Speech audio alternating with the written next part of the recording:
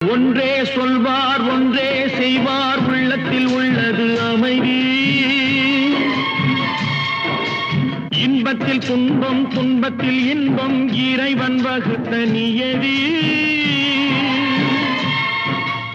ஒன்றே சொல்வார் ஒன்றே செய்வார் உள்ளத்தில் உள்ளது அமைதி. இன்பத்தில் துன்பம் துன்பத்தில் இன்பம் இறைவன் வகுத்த நியதி. சொல்லுக்கு செய்கை பொன்னாகும் வரும் துன்பத்தில் இன்பம் பட்டாகும்.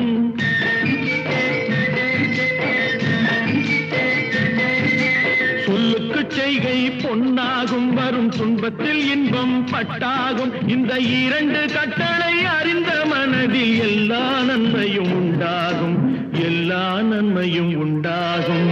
ஆறு மனமே ஆறு, அந்த ஆண்டவன் கட்டளை ஆறு. ஆறு மனமே ஆறு.